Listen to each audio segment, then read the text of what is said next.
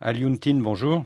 Bonjour. Ousmane Sonko n'est arrivé que troisième à la présidentielle de 2019. Pourquoi son arrestation a-t-elle provoqué une telle émotion dans tout le pays? Je pense qu'il y a d'abord le précédent Karim Wade et puis Khalifa Sall, qui étaient deux candidats présidentiables, qui ont eu des procès qui n'ont pas été ressentis par tout le monde comme des procès équitables. C'est qu'on les a écartés effectivement par la justice sénégalaise, pratiquement par les mêmes juges. Quand effectivement il y a eu cette histoire de viol, la thèse du complot politique a fini effectivement par gagner de plus en plus l'opinion du fait qu'il y a eu l'affaire Karim Wade qui a été écartée et Khalifa Sall.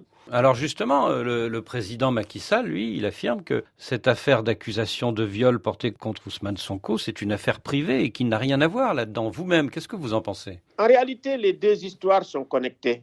Sonko, ce n'est pas n'importe qui. Et la manière, effectivement, dont la question a été traitée dès le début, il me semble que c'est ça qui a posé problème. On a convoqué Sonko et tout de suite, on est allé le prendre. La police est venue avec toutes les forces. Et immédiatement, ça a créé la tension auprès de la jeunesse. Mais Sonko aussi, qui est très politique, effectivement, aussi a tout centré sur le complot politique, a fait un discours et a fait un appel à la résistance. Pensez-vous que Macky Sall a trahi le fond de sa pensée le jour où il a déclaré « Je veux réduire l'opposition à sa plus simple expression » ? Il est évident qu'il y a un lien. Mais en même temps, il faut le dire, le grand problème que nous avons, c'est la question de l'indépendance de la justice. C'est toujours l'opposition qui est accusée. Alors, forcément, les gens se disent que c'est une justice partisane. Et dans le contexte politique dans lequel Sonko, c'est une espèce de star de la jeunesse, parce que c'est une jeunesse souverainiste, radicale. Et Sonko est radical et anti-système. Il a des rappeurs, des stars. La plupart des gens de Y'en a marre aussi, même s'ils disent qu'ils ne le soutiennent pas, ils le soutiennent. Tout ça, ça a fait que ça a été la révolte de la jeunesse. Et sans compter aussi, il faut le dire, il a le soutien aussi de pas mal de religieux qui le soutiennent parce qu'il a une certaine intégrité morale, il est très pieux, il articule un discours sur la question de la bonne gouvernance. Donc tout ça, ça fait qu'ils le prennent pour quelqu'un d'exemplaire.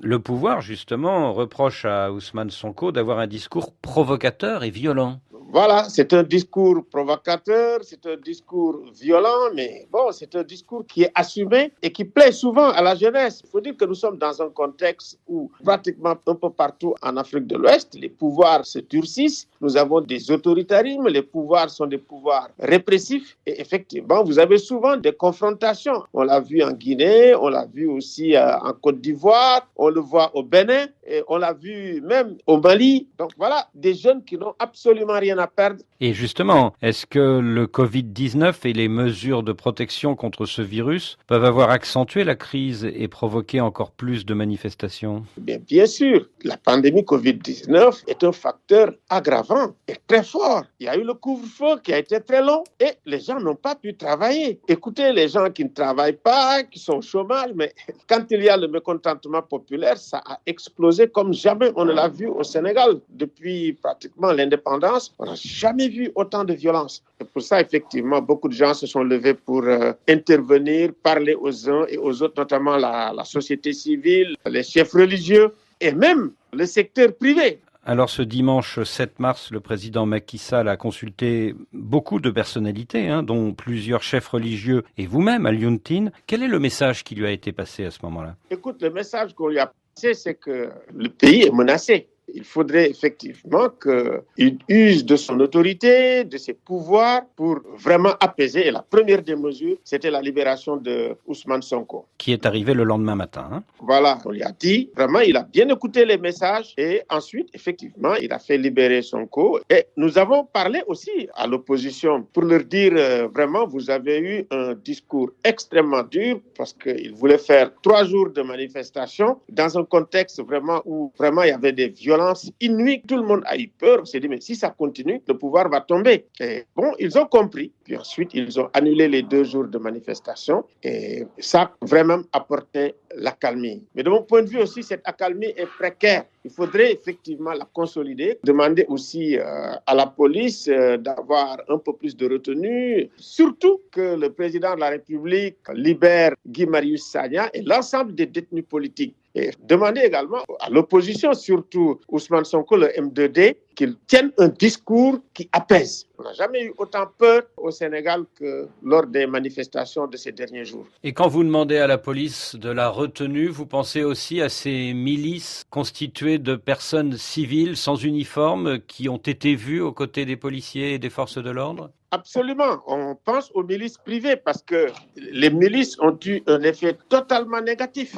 Les milices armées ont opéré souvent à côté des policiers. Ce dimanche 7 mars, le médiateur de la République a lancé au président Macky Sall « Parlez, monsieur le président, avant qu'il ne soit trop tard ». Est-ce que vous pensez comme lui que le président a failli perdre le contrôle de la situation ? Absolument. Le président aurait dû parler plus tôt. Je crois comprendre que le président ne voulait pas avoir l'impression d'intervenir ou d'agir avec vraiment un pistolet à la tempe, sous la pression. Mais il me semble qu'il y avait, surtout au moment où le ministre de l'Intérieur aussi a fait une sortie malheureuse, il me semble que c'est ce moment-là où c'était au président de la République de prendre la parole, de rassurer, d'aller effectivement vers la désescalade. Donc le président a eu la sagesse à vos yeux de faire libérer Ousmane Sonko et d'appeler à l'apaisement.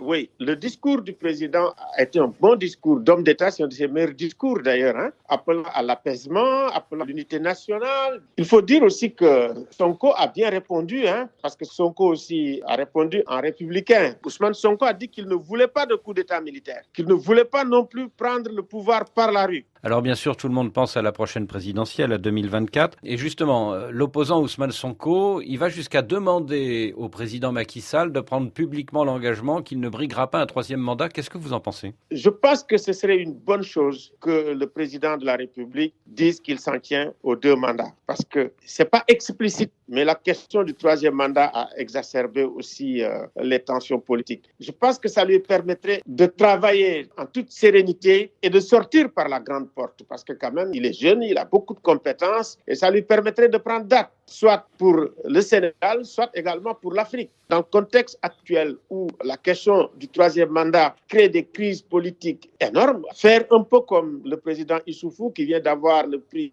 Mo Ibrahim serait une excellente chose et un bon message. Parce que l'Afrique de l'Ouest, aujourd'hui, la crise de la démocratie, du suffrage universel, de la gouvernance, des droits humains et de la sécurité est dans une situation telle que nous avons besoin d'inspiration. Ça veut dire que nous avons besoin de nouveau leadership. Donc vous conseillez au président Macky Sall de suivre l'exemple du président Mahamadou Issoufou ? Absolument. Ce que les Sénégalais attendent, c'est ce que l'Afrique de l'Ouest attend, parce que le Sénégal a toujours été un exemple, une référence en matière de démocratie, en matière de droits humains. Surtout que Macky Sall, en 2011-2012, il faisait partie quand même du leadership, s'opposant radicalement au troisième mandat du président Abdoulaye Wade. Et il a dit à plusieurs reprises qu'il s'en tiendrait effectivement à ces 2 mandats. Alioune Tine, merci.